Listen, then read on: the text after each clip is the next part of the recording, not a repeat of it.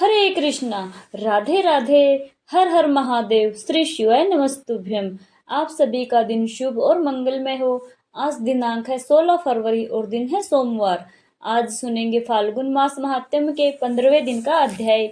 उससे पहले हम श्री भक्तमाल जी में वर्णित चोखा मेला जी की अत्यंत भावपूर्ण कथा सुनेंगे। श्री भक्तमाल जी में संत श्री चोखा मेला जी की अद्भुत कथा वर्णित है। संत श्री चोखा मेला भगवान श्री विठ्ठल के अनन्य और सच्चे भक्त थे। पंढरपुर के पास मंगलबड़ा नामक गांव में श्री चोखा मेला जी निवास करते थे। मरे हुए जानवरों को उठाना और सफाई सेवा करना उनका कार्य था। जाति से वे चतुर्थ वर्ण के माने जाते थे, इसलिए उस समय उन्हें दूर से ही भगवान के दर्शन करने पड़ते थे। इस कारण कभी कभी उनके हृदय में पीड़ा भी उठती थी। यद्यपि संत एकनाथ, ज्ञानदेव आदि अनेक संतों ने कभी किसी से भेदभाव नहीं किया और ना ही कभी संतों की जात पूछी, परंतु उस समय के कुछ ज्ञानी और ऊंच नीच मानने वाले लोग उन्हें ताने मारते और हीन जाति का समझते थे। काम धंधा करते समय भी उनके हृदय की धड़कन के समान निरंतर उनके श्रीमुख से भगवान का नाम स्मरण होता रहता था। अनेक तीर्थों की यात्रा करने के बाद जब वे पंढरपुर आए, उनका मन वही बस गया। संतों का संग, नाम स्मरण, कीर्तन और विठ्ठल दर्शन, इन सब के कारण उनका मन पंढरपुर धाम को छोड़कर कहीं और जाने का होता ही नहीं था। बीच बीच में संत चोखा मेला पंढरपुर आते जाते रहते थे। उनके गुरु श्री संत नामदेव जी थे। अब एक दिन की बात है, रात्रि का समय था। मंदिर के महाद्वार के सामने एक शिला पर बैठकर चोखा मेला भगवान को स्मरण करते हुए एक पद गाने लगे। हीन जाति का होने के कारण उन्हें दूर से ही भगवान के दर्शन करने पड़ते थे, परंतु भगवान की भक्ति में किसी प्रकार का कोई जाति भेद नहीं होता। यह बात स्वयं प्रभु को प्रकट करनी थी। भक्ति करने का अधिकार तो सभी को है और इसी सत्य को प्रकट करने के लिए संत श्री चोखा मेला आदि अनेक संत विभिन्न जातियों में प्रकट हुए हैं। भगवान ने सोचा, भक्त हमारे निकट नहीं आ सकता, पर यह भगत प्रतिदिन हमारे द्वार पर खड़ा अवश्य रहता है। यह जानकर भगवान स्वयं मंदिर के बाहर आ गए। संत आनंद में मगन होकर गाने लगे और भगवान उनके साथ नृत्य करने लगे। भक्त का संग पाकर प्रभु अति आनंद में डूब गए और अपने कंठ का रतनहार उतारकर उन्होंने संत जी के गले में डाल दिया। रात्रि अधिक हो गई। भगवान मंदिर में जाकर विश्राम करने लगे और बाबा भी मंदिर की सीढ़ियों पर ही सो गए। प्रातःकाल बाबा उठे और मंदिर परिसर को साफ करने की सेवा में लग गए।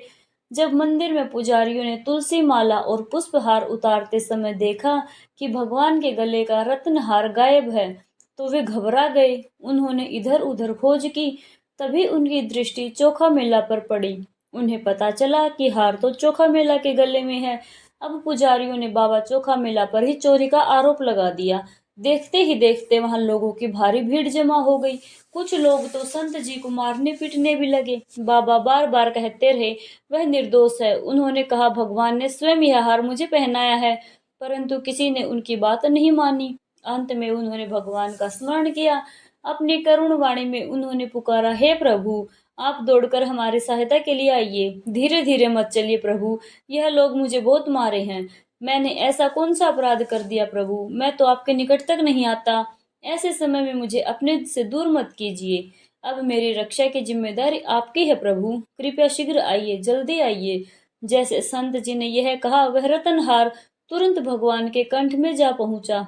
जब पुजारी संत बाबा के कंठ से हार निकालने पहुंचे तो उनके गले में हार था ही नहीं। उन्होंने पूछा, हार कहाँ गया, कहाँ छुपाया तुमने? बाबा ने शांत भाव से कहा, मेरे प्रभु ने मेरी विनती सुन ली, वह हार तो भगवान के कंठ में ही है। पुजारियों ने मंदिर के अंदर जाकर देखा तो सचमुच हार भगवान के कंठ में ही था। तब उन्होंने लोगों को मारने से रोका। अब उन्हें समझ आ गया कि इस चोखा मेला में अवश्य कोई विशेष दिव्य शक्ति है। कुछ दिन वह शांत रहे। फिर एक दिन एक निंदक ने संत चोखा मेला की हंसी उड़ाते हुए कहा, यदि तुम पर भगवान का इतना प्रेम है तो उन्होंने तुम्हें कभी भी मंदिर के अंदर क्यों नहीं बुलाया? दिन रात भजन करने से तुम्हें क्या लाभ? संत जी ने अत्यंत नम्र वाणी में उत्तर दिया, संत कभी किसी पर क्रोध नहीं करते। उन्होंने कहा, श्री भगवान के दर्शन करने की हमारी योग्यता ही कहाँ है? हम तो बस दूर से ही प्रभु को प्रणाम कर लेते हैं और हमारा प्रणाम हमारे प्रभु तक पहुंच ही जाता है। भगवान हमसे अत्यंत प्रेम करते हैं। भगवान सब बात जान गए। उसी रात भगवान श्री कृष्ण स्वयं संत जी की कुटिया में गए। उन्होंने उनका हाथ पकड़ा और उन्हें मंदिर के अंदर ले गए। बहुत समय तक संत चोखा मेला और भगवान आपस में प्रेम पूर्वक बातें करते रहे। प्रातःकाल समय था। पुजारी लोग जल्दी जल्दी उठकर मंदिर की प्रातःकालीन सेवा की तैयारी में लगे हुए थे। वातावरण बहुत शांत था, पर तभी उन्हें मंदिर के भीतर से कुछ आवाजें सुनाई देने लगी। सब चौंक गए। ध्यान से सुनने पर उन्होंने वह आवाज पहचान ली। वह आवाज चोखा मेला की थी। पुजारियों ने आश्चर्य से कहा, अरे चोखा मेला, दरवाजे पर तो ताला लगा हुआ था। बताओ तुम भीतर कैसे आए? तब चोखा मेला जी अंदर से ही विनम्र स्वर में बोले, श्री भगवान ही मेरा हाथ पकड़कर मुझे यहाँ मंदिर में लाए हैं। यह घटना जैसे ही सबको पता चली कि मन में संदेह और ईर्ष्या भर गई। उन्होंने आपस में कहना शुरू कर दिया कि भगवान तो इस अछूत के स्पर्श से अपवित्र हो गए होंगे। धीरे धीरे वे चोखा मेला से ईर्ष्या करने लगे और चारों ओर यह बात फैला दी कि चोखा मेला के कारण भगवान अपवित्र हो गए। उसी दिन संत नामदेव चोखा मेला से भेंट करने के लिए उनके घर गए। श्री नामदेव जी ने चोखा मेला को हरि नाम का प्रसाद प्राप्त हुआ। संत श्री नामदेव यद्यपि चोखा मेला के गुरु थे, परंतु नामदेव जी को संत चोखा मेला की भक्ति का प्रताप भली भांति ज्ञात था। वे जानते थे कि संत चोखा मेला अत्यंत उच्च कोटि के महात्मा हैं। इसलिए नामदेव जी ने बड़े प्रेम और श्रद्धा से चोखा मेला के चरणों में प्रणाम किया और चोखा मेला ने भी अत्यंत विनम्रता से नामदेव जी के चरणों में प्रणाम किया। फिर नामदेव जी को चोखा मेला की पत्नी और पुत्र से मंदिर में घटित पूरे प्रसंग का पता चला। यह सुनकर थरथराते स्वर में चोखा मेला बोले, वह विठ्ठल पांडुरंग हमारे भगवान, हमारे सर्वस्व हैं। वह हमारे मन से जाते ही नहीं। उनसे मिले बिना मुझे कुछ अच्छा भी नहीं लगता और मेरे प्रभु को तो मेरे स्पर्श से कोई आपत्ति ही नहीं है। परंतु लोगों का कहना है कि चोखा मेला ने भगवान को अपवित्र कर दिया। वह आगे बोले, नामदेव जी, हम आपके जैसे ज्ञानी तो नहीं है, परंतु संत चरणों का और भगवान का ही हमको आधार है। चोखा मेला जी की सरल और सच्ची बात सुनकर नामदेव जी भावुक हो गए। वे कहने लगे, बाबा, केवल मंत्र स्तुति स्त्रोत या पुराणों का पारायण करने से क्या लाभ, यदि मन में सच्ची भक्ति ना हो? प्रभु तो केवल भाव के भूखे हैं। वह केवल भक्ति भाव मांगते हैं और वह भक्ति भाव तो आपके हृदय में कूट कूट कर भरा है। उन्होंने आगे समझाया, जब हमारा सखा पांडुरंग हमारे साथ है तो हमें लोक निंदा से क्या। लोगों पर आप क्रोध भी करें, गालियां भी दें, तो भी इतनी पात्रता इनकी नहीं है। संतों से डांट खाना, संतों का क्रोध सहना, यह सौभाग्य भी सबको नहीं मिलता। और बाबा, जिन्होंने आपको मारा है वह महामूर्ख हैं। जिनको आपके स्पर्श से आपत्ति है, उनके भाग्य में आपका पूर्ण स्पर्श लिखा ही नहीं है। नामदेव जी आगे बोले, आज आपकी सोयराबाई परीक्षा, नरही बाका, साहू काका आदि सब संत पांडुरंग और गुरुदेव भगवान की कृपा से कितना सुंदर सत्संग पा रहे हैं।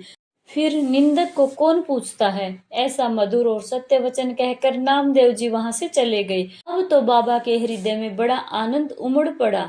वह नाम की मस्ती में पूरी तरह मस्त हो गए। संत चोखा मेला जी की पत्नी सोयराबाई भी महान भक्त थी। उनकी कोई संतान न होने के कारण वे बहुत दुखी रहते थे। वह अक्सर प्रभु से प्रार्थना किया करती, हमारे घर संतान नहीं है, इसलिए मन बड़ा व्याकुल रहता है। एक दिन भगवान ने उनकी भक्ति से प्रसन्न होकर वृद्ध ब्राह्मण का रूप धारण किया और चोखा मेला के घर के सामने आ पहुंचे। उनके हाथ में डंडा था, कंठ में तुलसी की माला थी और मस्तक पर चंदन तथा बुक्का यानी काली वैष्णव बिंदी या श्याम बिंदी शोभायमान थी। भगवान उनके घर के बाहर आकर पूछने लगे, यह घर किसका है? इस घर में कितने बालक और घर के सदस्य क्या काम करते हैं? इस प्रकार उन्होंने अनेक प्रश्न पूछे। सोयराबाई ने उस वृद्ध वेशधारी भगवान को प्रणाम किया और बड़े प्रेम से कहा, यह घर तो पांडुरंग का है। उन्होंने आगे कहा, हमारे घर के लोगों को गोविंद का छंद है, वह सब रात दिन उनका स्मरण करते रहते हैं, पर हमारे घर संतान का सुख नहीं है। बाबा, हमारे घर में कोई बालक ही नहीं है। तब वृद्ध ब्राह्मण ने कहा, इस मार्ग से मैं निकला था, मुझे बहुत भूख लगी थी, यदि कुछ भोजन प्रसाद मिल जाए तो अच्छा होगा। इस पर सोयराबाई संकोच में बोली, बाबा, हम तो नीच जाति के हैं, आपको हमारे घर का अन्न कैसे रुचि देगा? बाबा मुस्कुराकर बोले, अरे भक्तों की कैसी जाति, जो हरि भजे सो हरि का, और मुझे तो बस बहुत भूख लगी है। ऐसा कहकर उन्होंने अपने हाथ फैला दिए। सोराबाई सोचने लगी, यदि अतिथि भगवान बिना खाए चले गए तो अच्छा नहीं होगा, और यदि अन्न दे दिया तो लोग निंदा करेंगे, शायद मारेंगे भी। उन्होंने विनम्रता से कहा, बाबा, यदि हमने आपको इस घर का अन्न दिया तो लोग हमें मारेंगे और हमारी निंदा भी करेंगे। तब वह वृद्ध ब्राह्मण बड़े प्रेम से बोले, बेटी, जाति का विचार तुम मत करो। कल का बासी अन्न होगा तो भी हम खा लेंगे, पर इस घर का अन्न थोड़ा हमें खाने को दे दो। अब सोयराबाई भीतर गई और श्रद्धा से दही चावल लाकर उस वृद्ध बाबा को अर्पित कर दिए। दही चावल पाकर बाबा अत्यंत संतुष्ट हुए। वह बोले, बेटी, तुम्हें क्या चाहिए? सोयराबाई ने हाथ जोड़कर कहा, बस आपकी कृपा हम सब पर बनी रहे। वृद्ध महात्मा ने उन्हें बचा हुआ सीधा प्रसाद दिया और आशीर्वाद देते हुए कहा, तुम्हें निश्चित ही पुत्र होगा। प्रभु की कृपा से सोयराबाई को करम मेला नाम का पुत्र हुआ। आगे चलकर करम मेला जी महान भक्त और कवि बने। यह थी आज की पावन कथा। सब मिलकर प्रेम से बोलिए, संत चोखा मेला जी की जय। अब सुनिए फाल्गुन मास महात्म्य का आज का पावन अध्याय। श्री सूत जी कहने लगे, हे धर्मराज, धर्मार्थ तीर्थ के उत्तम महात्म्य की दूसरी दिव्य कथा सुनाता हूँ। आप ध्यान पूर्वक सुनिए। धर्मार्थ में सत्यलोक से जिस प्रकार सरस्वती जी लाई गई, वह अद्भुत प्रसंग भी सुनिए। एक समय प्रभातकालीन सूर्य के समान तेजस्वी और सभी शास्त्रों में पूर्ण निपुण महामुनि महर्षि मार्कंडे को प्रणाम करके समस्त ऋषिगण विनम्रता से कहने लगे, हे भगवान, आपने अपने तपोबल से ब्रह्मा जी की पुत्री, पापों का नाश करने वाली और पुण्य प्रदान करने वाली सरस्वती नदी को यहाँ अवतरित किया है। केवल उनके दर्शन मात्र से प्राणियों के पाप नष्ट हो जाते हैं।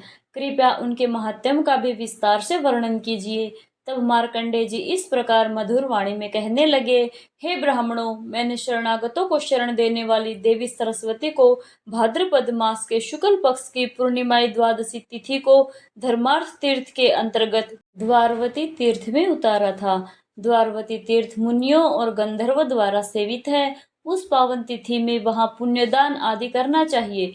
वहां पितरों को दिया हुआ तर्पण दान आदि अक्षय हो जाता है और श्राद्ध करने वाला भी उसके दिव्य फल को प्राप्त करता है। यह महत्वपूर्ण उपाख्यान पापों का नाश करने वाला और महान पुण्य देने वाला है।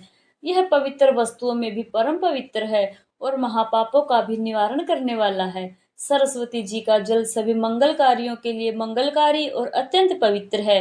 प्रभास तीर्थ के मध्य में स्थित सरस्वती जी का जो पुण्यमय जल है, क्या वह ऊपरी लोकों में भी सुलभ है? इतना दुर्लभ और पवित्र है वह जल। सरस्वती जी का जल मनुष्य की ब्रह्म हत्या जैसे महापाप को भी दूर कर देता है।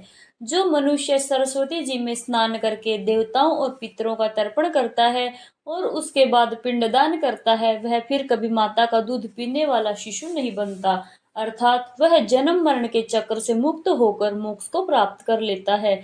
जैसे कामधेनु गौ माता मनवांछित फल देने वाली होती है, ठीक उसी प्रकार सरस्वती नदी भी स्वर्ग और मोक्ष की एकमात्र कारण बनती है।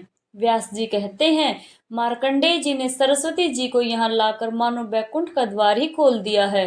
जो मनुष्य फल की इच्छा से यहाँ शरीर त्याग करता है, वह अपने इच्छित फल की प्राप्ति करता है और अंत में भगवान विष्णु के धाम को प्राप्त कर लेता है।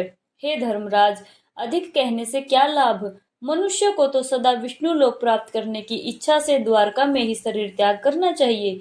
द्वारका में मृत्यु को प्राप्त हुए सभी मनुष्य अपने हर पाप से मुक्त होकर अंत में भगवान विष्णु के धाम को चले जाते हैं। उस तीर्थ में स्नान करके जो मनुष्य भगवान विष्णु का पूजन करता है, वह सभी पापों से मुक्त होकर विष्णु धाम को चला जाता है। वह सब तीर्थों में उत्तम तीर्थ है, जहाँ साक्षात श्री हरि निवास करते हैं और उस तीर्थ में रहने वाले मनुष्य के सभी पापों को हर लेते हैं। द्वारका तीर्थ मोक्ष जाने वालों को मुक्ति देता है, धन की इच्छा रखने वालों को धन देता है, आयु सुख और सभी मनोवांछित फल प्रदान करने वाला है।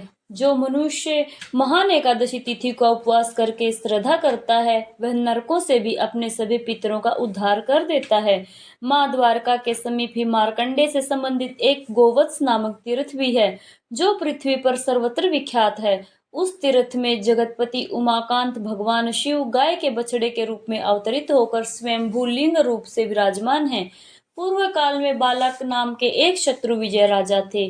वे अत्यंत बलवान और भगवान शिव के परम भक्त थे। एक दिन जब वह शिकार खेलने में मगन थे, तब उनके एक पैदल सैनिक ने हिरणों के झुंड में एक गाय के बछड़े को देखा। उसने राजा से कहा, हे राजन, मैंने हिरणों के झुंड में एक गाय का बछड़ा देखा है, जो उन्हीं में घुला मिला हुआ है। उसकी माता उसके साथ नहीं है। तब राजा ने अपने सेवक से कहा, मुझे वह बछड़ा दिखाओ। तब वह पैदल सेवक वन में जाकर राजा को वह बछड़ा दिखाने ले गया। उसी समय सैनिकों के भय से हिरणों का झुंड पीले वृक्ष की झाड़ियों की ओर भाग गया। गाय का वह बछड़ा भी उन्हीं की तरह दौड़ता हुआ उसी दिशा में चला गया। राजा उसे पकड़ने के लिए झाड़ियों में घुस गए। जैसे ही वह उसे पकड़ने लगे, तुरंत ही वह बछड़ा उज्जवल शिवलिंग के रूप में परिवर्तित हो गया। यह देखकर राजा अत्यंत आश्चर्यचकित हो गए। वे सोचने लगे, यह क्या अद्भुत घटना है, यह तो अत्यंत घोर आश्चर्य है। तभी उन्होंने उस शिवलिंग के मध्य भाग में उसी गाय के बछड़े का स्वरूप देखा। अब उनके मन में दृढ़ निश्चय हो गया कि अवश्य ही गाय के बछड़े के रूप में स्वयं भगवान महेश्वर ही विराजमान हैं। राजा ने उन्हें अपने साथ ले जाने की भावना से उस शिवलिंग को उखाड़ने का प्रयास किया, किंतु वे उस दिव्य लिंग को न तो उठा सके और न ही हिला सके। तब राजा के साथ उपस्थित सभी देवताओं ने भगवान शंकर से प्रार्थना की। देवगण कहने लगे, हे प्रभु, हे भगवान, हे सर्वदेवेश्वर, आप सभी लोगों के कल्याण की इच्छा से इस शुभ लिंग रूप में स्थित होकर विराजमान रहिए। श्री महादेव जी देवताओं से अत्यंत करुणा और दिव्य स्वर में कहने लगे, हे देवता गणों, मैं यहाँ सदा सर्वदा लिंग रूप में विराजमान रहूंगा। भाद्रपद मास के कृष्ण पक्ष की अमावस्या तिथि के पावन दिन मेरा दिव्य प्राकट्य हुआ है। इसलिए जो भी भक्त इस दिन विधि पूर्वक स्नान करके श्रद्धा और भक्ति भाव से इस शिवलिंग का पूजन करेंगे, उन्हें किसी भी प्रकार का भय नहीं रहेगा। उनके जीवन से संकट और भय स्वतः ही दूर हो जाएंगे। इस पवित्र स्थान पर यदि कोई श्रद्धा पूर्वक पिंडदान करता है, तो उसके पूर्वजों को सदा के लिए उत्तम लोक की प्राप्ति होती है।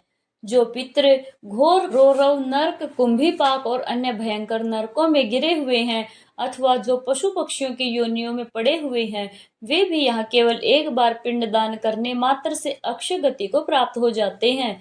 उन्हें मोक्ष की प्राप्ति हो जाती है। इसके पश्चात राजा बलि ने सभी देवताओं की उपस्थिति में उस पवित्र शिवलिंग की विधिवत स्थापना की और लोक कल्याण की भावना से अनेक प्रकार के दान किए।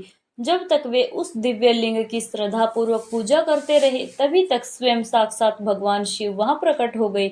भगवान शिव वहां आकर अत्यंत प्रसन्न होकर कहने लगे, जो मनुष्य आज की इस पवित्र रात्रि में पूर्ण श्रद्धा और भक्ति से देवेश्वर शिव की पूजा करेगा, उसे अक्षय पुण्य की प्राप्ति होगी। जो भक्त गीता शास्त्र का पाठ करते हुए जागरण करेंगे, वह अपनी 101 पीढ़ियों का उद्धार कर देंगे। यह देवादिदेव भगवान शिव का अद्भुत और चमत्कारी लिंग है।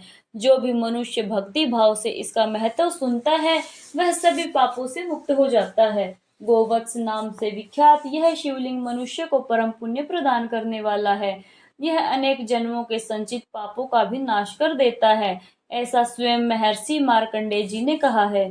जिन लोगों का मन पाप से दूषित है, जिनके अंतःकरण में पाप ही पाप भरे हुए हैं, उनके शरीर और आत्मा की शुद्धि के लिए उस तीर्थ में स्नान करना अत्यंत आवश्यक है। गोवत्स तीर्थ में एक बार किया गया स्नान भी मनुष्य को रुद्रलोक की प्राप्ति करवाने वाला है। विशेष रूप से भाद्रपद मास के कृष्ण पक्ष के अंत में कूप के तट पर तर्पण और श्राद्ध करने से कलयुग में पितरों को अत्यंत संतोष और तृप्ति मिलती है। गया जी में यदि 21 बार तर्पण किया जाए, तो पितरों को जो परम तृप्ति प्राप्त होती है, वह तृप्ति गंगकूप में केवल एक बार तर्पण करने से ही मिल जाती है। गोवत्स महादेव के समीप ही गंगकूप भी विद्यमान है। वहां यदि कोई तिल और जल से तर्पण करता है, तो उसके पितर सदगति को प्राप्त होते हैं और नरकों से मुक्त हो जाते हैं। उस पवित्र तीर्थ में मुनि और ऋषिगण गोदान की विशेष महिमा का वर्णन करते हैं। वहां 2 पीलू के वृक्ष स्थित हैं। वही मुनियों द्वारा सेवित गोवत्स तीर्थ है। यह तीर्थ स्नान करने से स्वर्ग प्रदान करने वाला है, आचमन करने से पापों की शुद्धि करने वाला है, कीर्तन करने से पुण्य देने वाला है और केवल दर्शन करने से भी मोक्ष प्रदान करने वाला है। गोवत्स तीर्थ के नेतृत्व कोण में लोह यष्टि दिखाई देती है। स्वयं भूलिंग के रूप में साक्षात भगवान शिव शंकर विराजमान है। भाद्रपद मास की अमावस्या तिथि के दिन लोह अष्टि तीर्थ में श्राद्ध करने से पितृ प्रेत योनि से मुक्त होकर स्वर्ग लोक को चले जाते हैं। पितर आपस में कहते हैं, क्या हमारे कुल में भी ऐसा कोई पुरुष उत्पन्न होगा जो श्राद्ध पक्ष में आश्विन मास की अमावस्या तिथि के दिन लोह अष्टी तीर्थ में हमारे लिए जल, तिल, पिंडदान अथवा केवल जल ही अर्पित करेगा।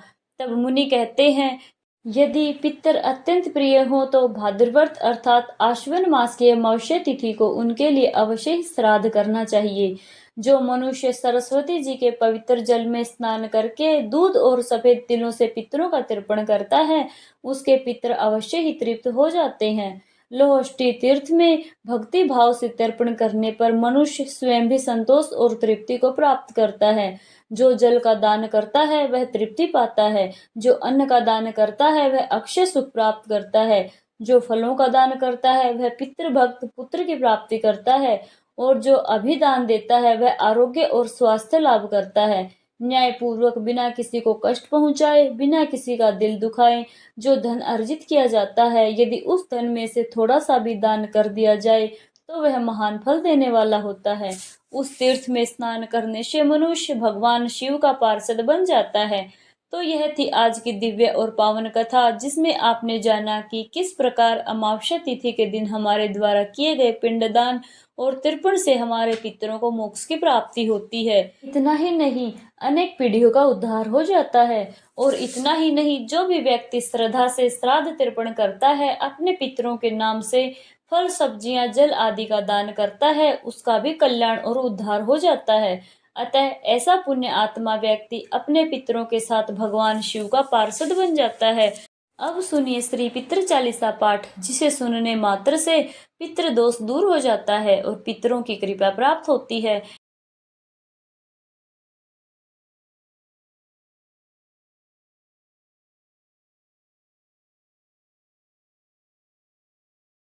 हे पितरेश्वर, आपको दे दियो आशीर्वाद चरणा, आशीष नवा दियो, रख दो सिर पर हाथ।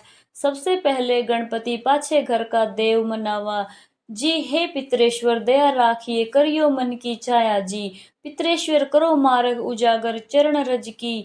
मुक्ति सागर परम उपकार, पितरेश्वर कीन्हा। मनुष्य योनि में जन्म दीना, मात्र पितृ देव, मन जो भावे सोई अमित जीवन फल पावे।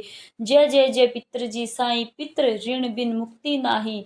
चारों ओर प्रताप तुम्हारा, संकट में तेरा ही सहारा। नारायण आधार सृष्टि का, पितृ रज अंश उसी।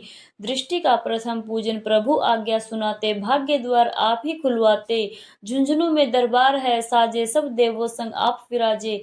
प्रसन्न होए मन वांछित फल दीना, कुपित होए बुद्धि हर लीना। पितृ महिमा सबसे न्यारी, जिसका गुण गावे नर नारी। तीन मंड में आप विराजे, बसु रुद्र आदि आदित्य में साजे नाथ। सकल संपदा तुम्हारी, मैं सेवक समेत सुत नारी। छप्पन भोग नहीं है भाते, शुद्ध जल से ही तृप्त हो जाते। तुम्हारे भजन परम हितकारी, छोटे बड़े सभी अधिकारी। भानु उदय संग आप पुजावे, पांच अंजुलि जल रिझावे। ध्वज पताका मंडप है साजे, अखंड ज्योति में आप विराजे। सदियों पुरानी ज्योति तुम्हारी, धन्य हुई जन्मभूमि हमारी। शहीद हमारे यहाँ पुजाते, मातृ भक्ति संदेश सुनाते। जगत पितो सिद्धांत हमारा, धर्म जाति का नहीं है नारा। हिंदू मुस्लिम सिख ईसाई सब पूजे पितृ भाई। हिंदू वंश वृक्ष है हमारा, जान से ज्यादा हमको प्यारा। गंगा यह मरुद प्रदेश की, पितृ तर्पण अनिवार्य। परिवेश की बंधु छोड़ना, इनके चरणा, इन्हीं की कृपा से मिले प्रभु शरणा। चौदस को जागरण करवाते, अमावस को हम धोख लगाते। जात जड़ूला सभी मनाते, नंदी मुख श्राद्ध सभी करवाते। धन्य जन्मभूमि का वह फूल है, जिसे पितृमंडल की मिली धूल है। श्री पितर जी भक्त हितकारी, सुन लीजिए प्रभु अरज हमारी। निज दिन ध्यान धरे जो कोई, तास सम भक्ति और नहीं कोई। तुम अनाथ के नाथ सहाय, दिन के हो तुम सदा सहाय। चारिक वेद प्रभु के साखी, तुम भक्तन की लज्जा राखी। नाम तुम्हारो लेत जो कोई, तास सम धन्य और नहीं कोई। जो तुम्हारे नित्य पाव पलोटत, नवो सिद्धि चरणा में लोटत। सिद्धि तुम्हारी सब मंगलकारी, जो तुम पे जावे बलिहारी। जो तुम्हारे चरणाचित लावे, ताकि मुक्ति अवसी हो जावे। सत्य भजन तुम्हारा जो गावे, सो निश्चय चारों फल पावे। तुम ही देव कुल देव हमारे, तुम ही गुरुदेव प्राण से प्यारे। सत्य आस मन में जो कोई हो, मन वांछित फल पावे। सोई तुम्हारी महिमा बुद्धि बढ़ाई, शेष सहस्त्र मुख सके ना गाई। मैं अदितिन मलन दुख खारी, करहूँ कौन विधि विनय तुम्हारी। अब पितरजी दया दी दिन पर कीजिए, अपनी भक्ति शक्ति कुछ दीजिए। पितरों को स्थान दो तीर्थ और स्वग्राम, श्रद्धा सुमन चढ़े वहां पूर्ण हो सब काम। झुंझुनू धाम विराजे है पितर हमारे महान, दर्शन से जीवन फल हो पूजे सकल जहान, जीवन सफल जो चाहिए चले झुंझुनू धाम। पितर चरण की धूल ले हो जीवन सफल महान, प्रेम से बोले सभी पितृ देवों की जय। सभी देवी देवताओं की जय, शिव शंकर भगवान की जय। हर हर महादेव।